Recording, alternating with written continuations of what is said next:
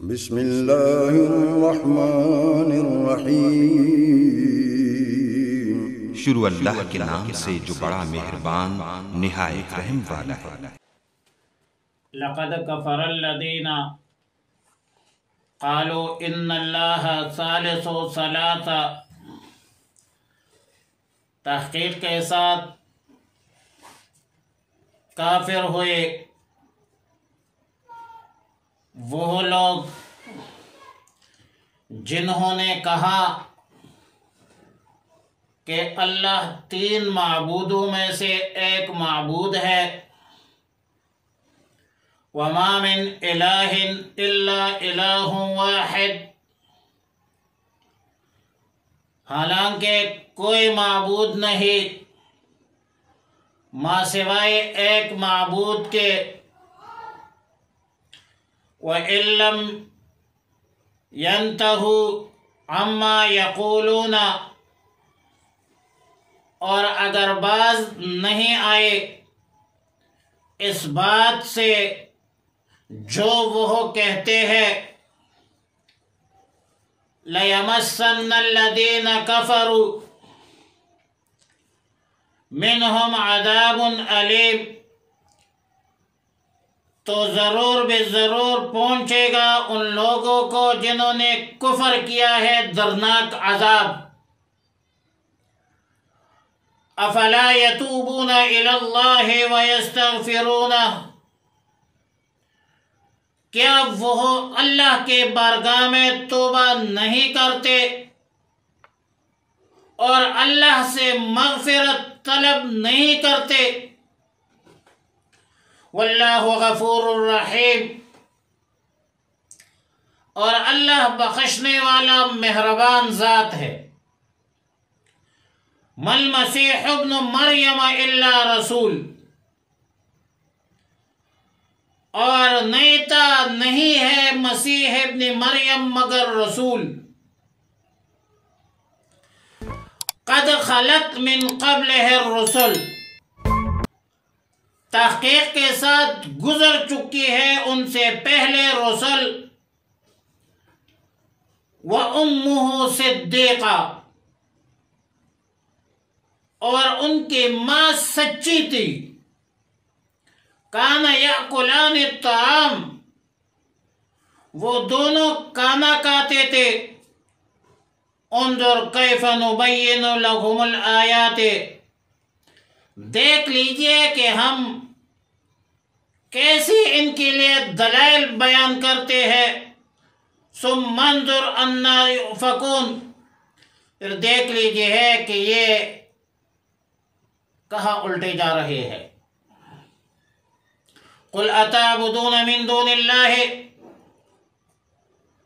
آپ فرما دیجئے کہ تم اللہ کو چھوڑ کر ان کی عبادت کرتے ہو، ما لا یملک لکم ضرا ولا نفعا، جو اختیار نہیں رکھتے، طاقت نہیں رکھتے تمہارے ضرر کا تمہارے نفع کا۔ واللہ هو السمیع العلیم، اور اللہ سننے والا اور جاننے والا ہے۔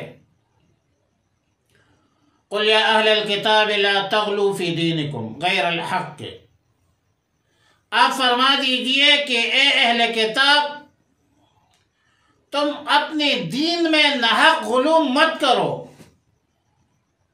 وَلَا تَتَّبِعُوا أَهْوَاءَ قَوْمٍ،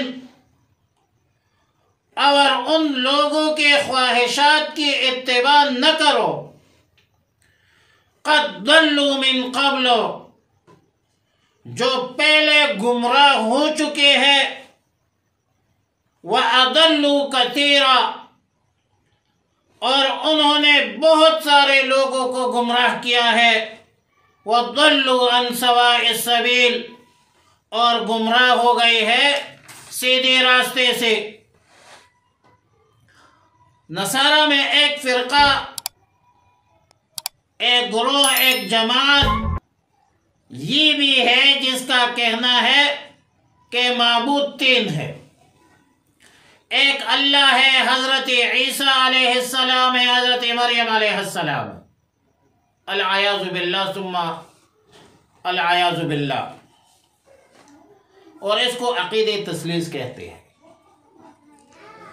اور اس عقیدہ تثلیث کے لیے خلاف نقل، خلاف عقل دلائل بھی دی جاتے ہیں، دیتے ہیں یہ نصارہ، لیکن جب ان ناسمجھوں سے ان کی دلائل کے بارے میں آپ سمجھنے کی کوشش کریں کہ بھائی مجھے تو سمجھاؤ، میں تو عالم ہوں، میں تو منطق پڑھا ہے، آپ مجھے اپنے یونانی لہجے میں بتائے، پھر کہتے ہیں یہ ماوراء العقل حقیقت ہے، یہ آپ کے سمجھنے سے اور ہمارے، تم سمجھتے ہو تو ہمیں تو سمجھاؤ، کہتے ہیں یہ ماوراء العقل حقیقت ہے۔ اب حقیقت بھی ہے اور ماوراء العقل بھی ہے، میں نے کہا یہ میں خود تضاد ہے، اس جملے میں خود ایک تناقض ہے کہ ماوراء العقل بھی ہے اور حقیقت بھی ہے۔ اب انسان کی حقیقت تو حیوان ناطق ہے، تو پھر آپ عقیدہ تثلیث کو ماوراء العقل کیسے کہتے ہیں؟ تو اللہ تعالیٰ نے ان نصرانیوں کے عقیدے کی تردید کی کہ وَمَا مِنْ إِلَٰهٍ إِلَّا إِلَٰهٌ وَاحِدٌ، کہ کوئی معبود نہیں مگر ایک اللہ ہے، اور پھر فرمایا کہ وَإِن لَّمْ يَنْتَهُوا عَمَّا يَقُولُونَ، اگر یہ لوگ اپنے قول و عقیدے سے باز نہیں آتے تو جو لوگ کفر پر جمع ہوئے ہیں ان کے لیے دردناک عذاب ہے، اور جو لوگ توبہ کر لیں گے، ایمان لائے، وہ عذاب سے یقیناً مستثنیٰ ہوں گے۔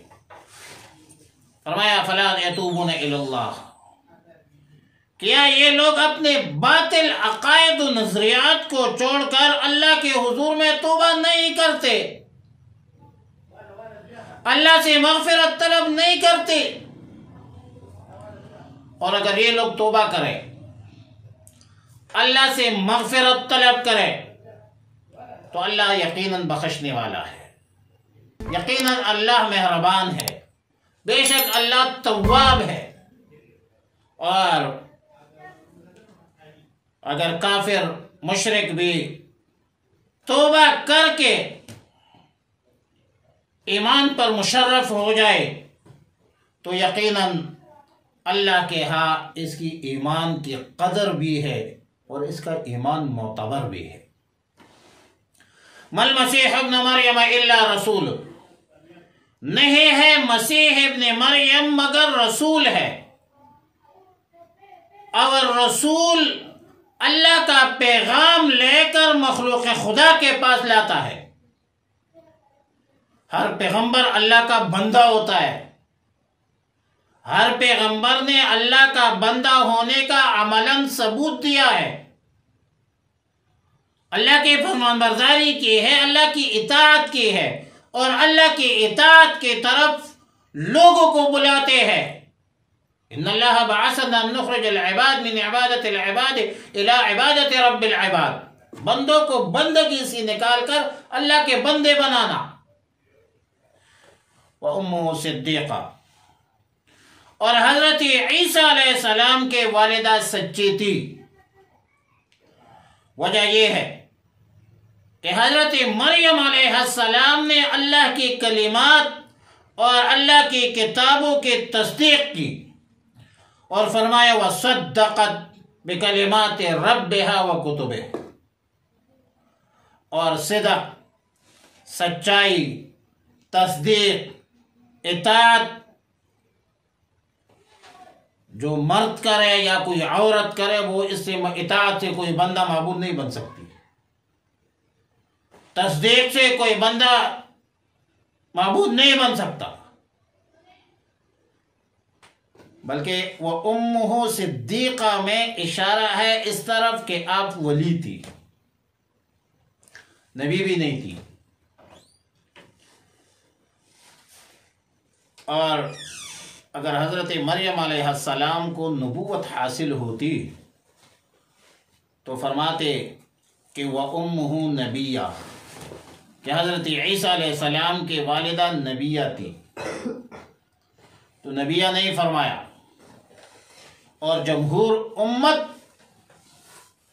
کا قول ہے، جمہور اہل علم کا قول ہے کہ منصب نبوت جو ہے وہ مردوں کے لیے مخصوص رہا ہے، عورت کبھی بھی نبوت کی اعزاز پر، رسالت کے اکرام پر کبھی مشرف نہیں رہی ہے۔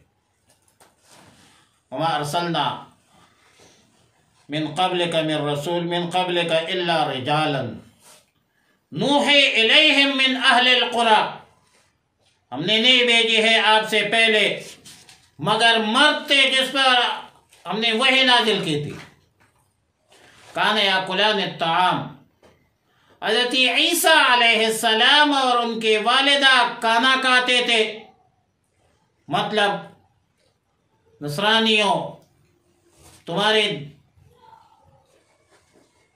عقائد ضلالت، جہالت، بے وقوفی پر مبنی ہے، کیونکہ کھانے پینے سے ایک بندہ محتاج ہوتا ہے۔ اب محتاج معبود کیسے بن سکتا ہے؟ معبود تو وہ ہے جو کسی کا محتاج نہ ہو، غنی ہو، اور وہ صرف اور صرف اللہ کی ذات ہے، جو کھانے پینے سے مبرہ ہے، منزہ ہے، اولاد سے، ولد سے۔ محتاج معبود نہیں بن سکتا۔ اللہ غنی ہے، بے پرواہ ہے، اللہ الصمد ہے، بے نیاز ہے۔ انظر کیف نبین لہم الآیات، دیکھ لیجئے ہم نے کس طرح سمجھانے کے لیے دلائل پیش کی، لیکن یہ بدبخت پھر بھی اپنے باطل شرک عقائد سے باز نہیں آتے۔